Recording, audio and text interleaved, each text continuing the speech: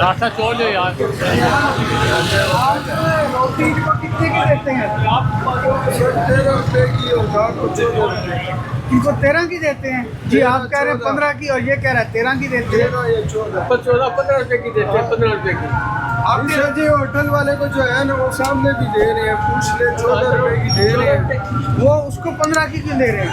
14 की दे रहे हैं, 14 की दे रहे हैं। लगा देते हैं कोई थोड़ा बहुत लगा देते हैं। वैसे तो 15 आपने मुझे कहा है कि ये होटल वाले आपको 15 रुपए की रोटी दे रहे हैं, यही कहा ना? जी जी। हाँ, अब कह रहे हैं 14 की देते हैं। 14-15 की लगाते हैं, बस लगा देते हैं।